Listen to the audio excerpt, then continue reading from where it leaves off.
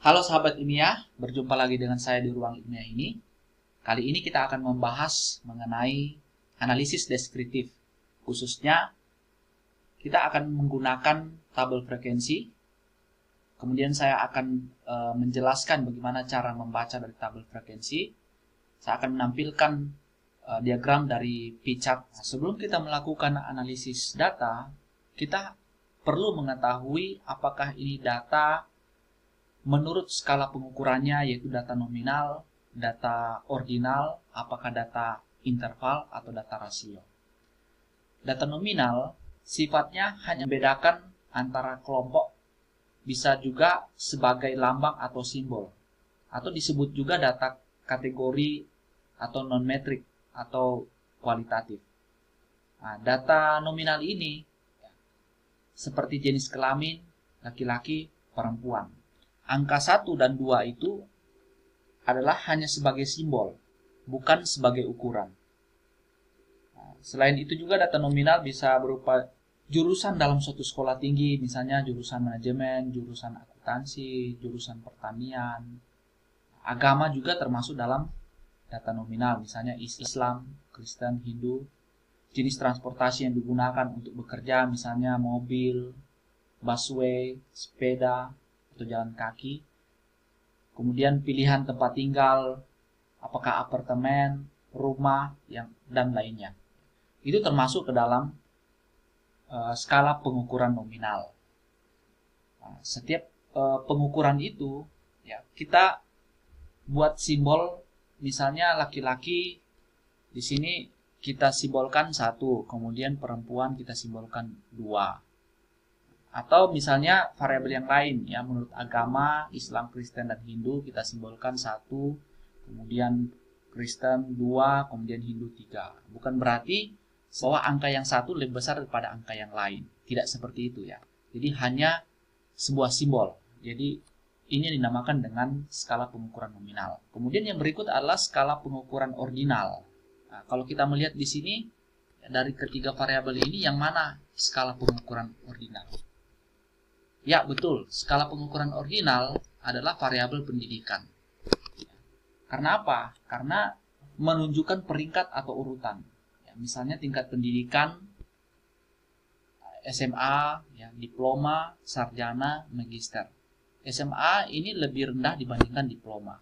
Diploma ini lebih rendah dibandingkan dengan sarjana. Dan sarjana tingkatannya lebih rendah dibandingkan magister. Makanya ini dinamakan dengan skala pengukuran ordinal. Kemudian kepuasan kerja. Ini termasuk dalam skala pengukuran apa? Ya, kepuasan kerja ini bisa termasuk dalam skala pengukuran interval atau rasio. Kalau interval itu memiliki sifat skala ordinal, memiliki titik 0 yang tidak tetap, ya, misalnya temperatur. Sedangkan kalau skala rasio, selain memiliki sifat data interval, skala rasio memiliki angka 0 yang mutlak dan perbandingan antara dua nilai yang punya arti. Artinya kita bisa membandingkan antara suatu nilai dengan nilai yang lain. Ya, misalnya kepuasan kerja kalau termasuk dalam data internal nilai 60 sampai dengan 70. Berarti responden menilai kepuasan kerja dengan memberikan nilai 65, artinya bahwa ini termasuk dalam interval antara 60 dan 70. Sehingga kenapa saya katakan bahwa dalam kepuasan kerja ini bisa termasuk dalam data interval. Setelah dari sini kita mengetahui dari 3 variabel ini skala pengukurannya apa saja, kemudian kita bisa nanti mengolah data tersebut ke dalam SPSS. Nah, terlebih dahulu kita mendefinisikan dari variabel view-nya. Apa nama variabelnya, kemudian tipenya apa, desimal kita memberikan label, kemudian value-nya, nilainya. Ya. Nah, di sini pengukurannya nanti kita menentukan apakah ini termasuk ke dalam data nominal, data ordinal, atau data interval dan rasio. Nah, sedangkan data view ini nanti data yang kita kopikan atau bisa kita impor dari sini ya, dari folder atau file yang ada di laptop atau komputer. Langkah pertama adalah kita membuat nama dari variabel. Jenis kelamin kita singkatkan saja JK karena di nama sini tidak bisa terlalu panjang. Ya. Di sini ada labelnya ya, jenis kelamin. Di sini kita bisa membuat kalimat yang agak panjang.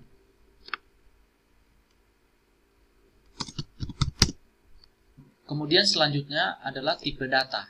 Apakah tipe data yang kita gunakan ini tipe data numerik atau berbentuk string? Kalau numerik, ini berbentuk angka-angka yang kita akan masukkan. Sedangkan string ini berbentuk kata-kata, ya. Jadi sifatnya kata-kata saja. Misalnya, kita hanya memasukkan data laki-laki dan perempuan dalam bentuk kata-kata. Tetapi kalau misalnya laki-laki dan perempuan itu kita buat dalam bentuk angka, maka di sini kita pakai tipe datanya itu numerik. Nah, karena di sini dalam bentuk angka jenis kelamin itu 1 laki-laki dan 2 perempuan. Oleh karena itu di tipe data ini kita mengisinya numerik. Ya. Kemudian desimal. Desimal ini ya berapa angka di belakang koma. Kita isi 0 saja. Ini labelnya jenis kelamin JK itu. Kemudian nilainya ya, value label. Value label ini sesuai dengan ini ya, yang kalau 1 laki-laki, 2 perempuan. Hanya sebagai simbol saja. Ini laki-laki.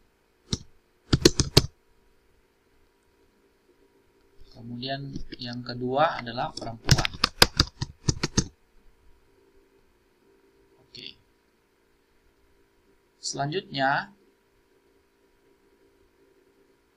skala pengukurannya ya, apakah skala nominal, skala atau ordinal. Nah, kalau jenis kelamin ya seperti yang saya sudah jelaskan tadi, maka kita menggunakan skala nominal. Kenapa skala nominal?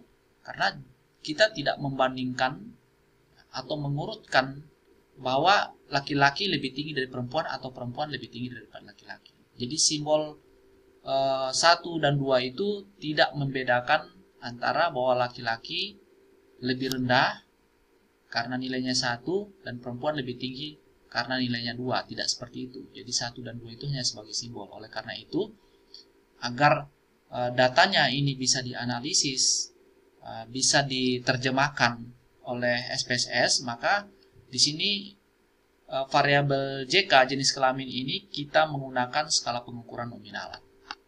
Kemudian yang kedua, pendidikan. Ya, kita singkat saja seperti ini. Kemudian kita pakai numerik, labelnya pendidikan. Kalau pendidikan apa? Ya, kita menggunakan skala ordinal. Yang ketiga, variabel kepuasan kerja.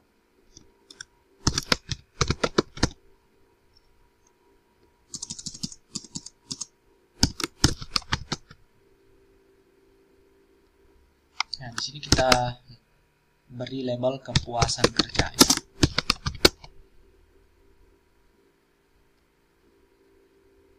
Kepuasan kerja kita menggunakan skala ukurannya scale ya. Nah, dari sini terlihat beberapa variabel dan setiap variabel ini kita akan memasukkan data berdasarkan variabel masing-masing. Kita bisa impor data dari sini sebenarnya ya langsung, tapi lebih simpelnya kita langsung saja dari sini kita copy paste.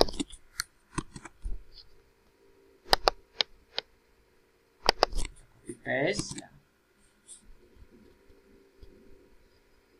Nah, oke. maka tampillah data jenis kelamin, pendidikan, serta kepuasan kerja. Nah, langkah selanjutnya adalah kita melakukan analisis. Yang pertama, kita masuk pada analisis, kemudian deskriptif statistik, kita klik frekuensi. Nah, dalam melakukan analisis ini kita akan memindahkan variabel yang kita akan analisis. Berdasarkan data ini, di sini karena ada dua variabel memiliki jenis data yang berbeda, maka penyajian datanya pun disajikan dalam bentuk yang berbeda.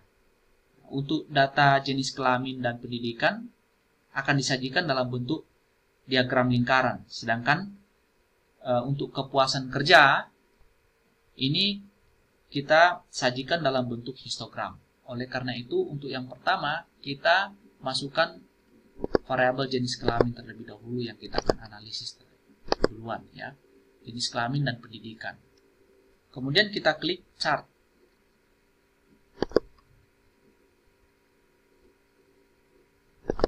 Kita klik di chart. Chart value kita pilih persentasinya, kemudian oke. Continue, kemudian oke.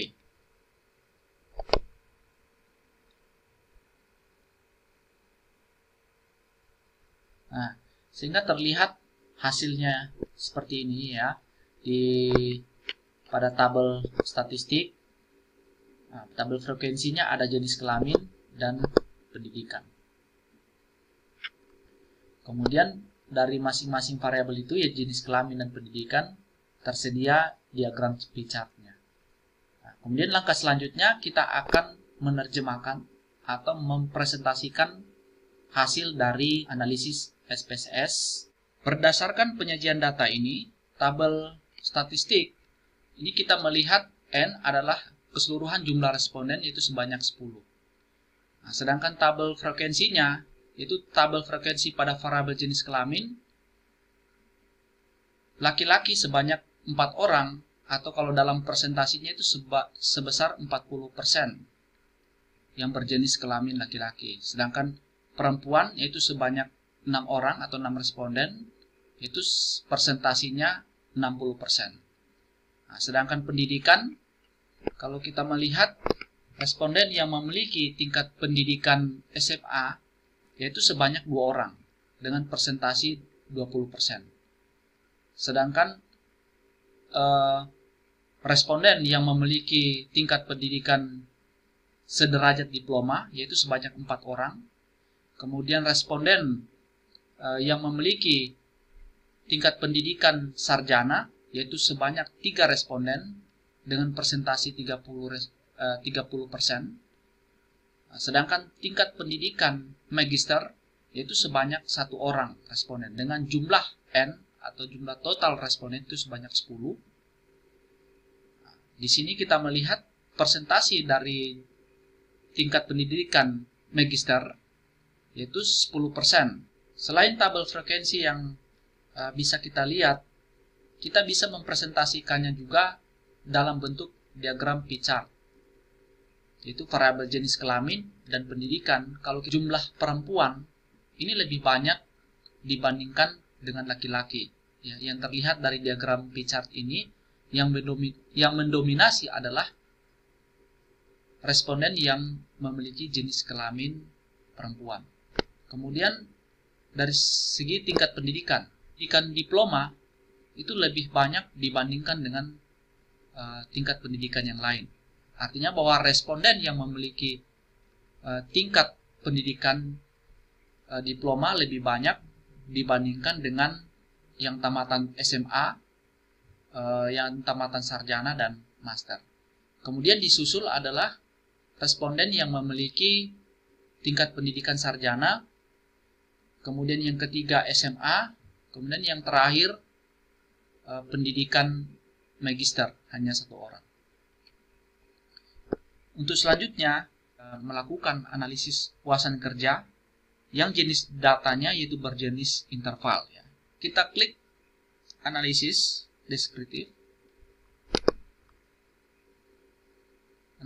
kemudian analisis deskriptif statistik, frekuensi.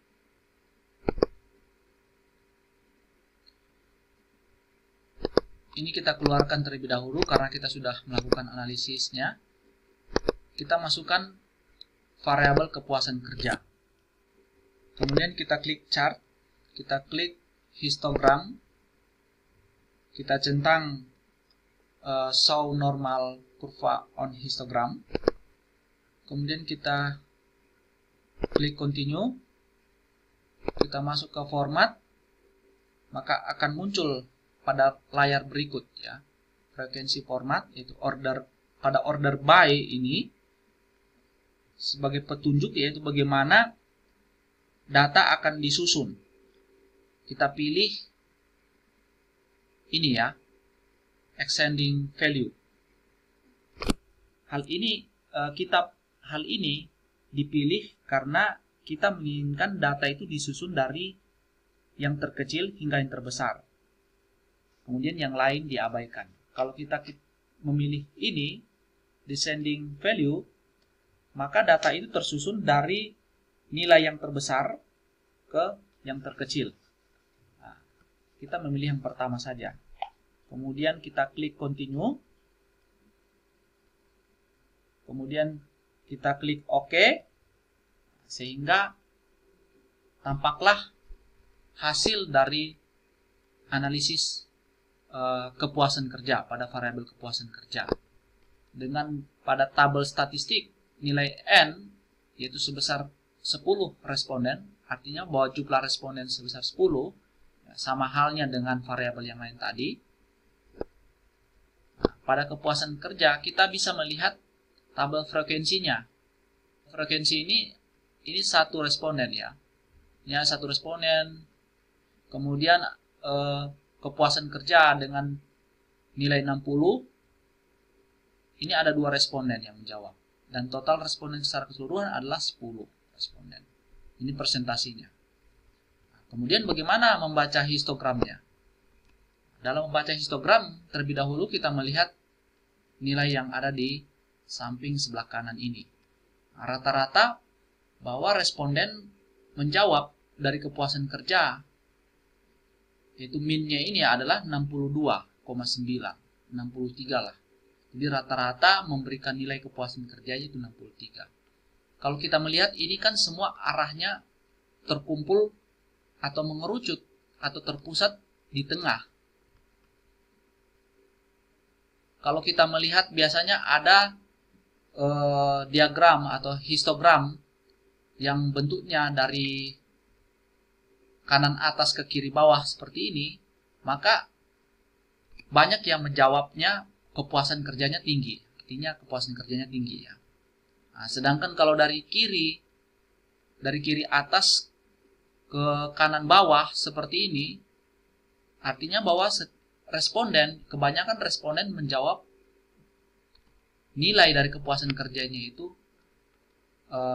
kecil, sekitaran di bawah 60. Nah, kalau berbentuk seperti ini, data ini terpusat di tengah atau terkumpul di tengah, yang menunjukkan bahwa rata-rata responden menjawab kepuasan kerjanya yaitu sebesar 62 atau 63. Dari 60 ke 65 ini. Nah, kalau ini kita membuat suatu dalam bentuk kalimat apakah kepuasan kerjanya sangat puas, tidak puas, cukup puas, ya, maka di tengah-tengah ini menandakan bahwa responden sebagian besar menjawab kepuasan kerjanya cukup puas, atau ya tingkat dari kepuasan kerja cukup, ya, yaitu sebesar 63. Bentuk dari diagram histogram ini sebenarnya kita tidak melihat nilainya, tapi kita melihat bentuk dari histogram itu sendiri. Apakah berbentuk dari miring dari kiri ke kanan bawah, atau dari kanan atas ke kiri bawah, atau bentuknya dia membentuk seperti ini yang terpusat, yang datanya berada di tengah, seperti gunung atau seperti bukit seperti ini. Hal ini menunjukkan sifat dari bagaimana jawaban responden terhadap variabel kepuasan kerja itu. Nah, biasanya histogram ini juga bisa dipakai untuk melihat apakah data tersebut terdistribusi normal atau data tersebut tidak terdistribusi normal.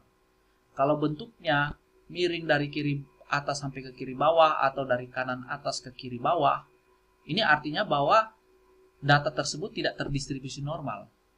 Karena sebagian besar itu responden itu menilai sangat tinggi, dan atau responden itu sebagian besar menilai terlalu rendah. Nah, tapi kalau bentuknya seperti ini, di mana data itu terdistribusi normal, artinya semua data terkumpul atau masuk ke dalam kurva ini, artinya bahwa data tersebut terdistribusi normal. Baiklah, sampai di sini dulu materi mengenai tabel frekuensi. Pada materi selanjutnya nanti saya akan membahas lagi mengenai analisis deskriptif yang lain, yaitu analisis bagaimana mencari median, mode, baik rata-rata, ya, analisis tabel silang dengan menggunakan SPSS. Jangan lupa di subscribe agar sahabat ilmiah bisa terus mengikuti analisis yang lainnya dengan menggunakan baik program SPSS, dan Excel, menggunakan program yang lain seperti AHP, dan sebagainya. Jika ada dari sahabat ilmiah ingin bertanya, silakan komentar, atau mau request untuk menjelaskan analisis yang lain yang menggunakan SPSS, tinggalkan komentar di bawah ini. Sampai jumpa pada pertemuan berikut. Terima kasih.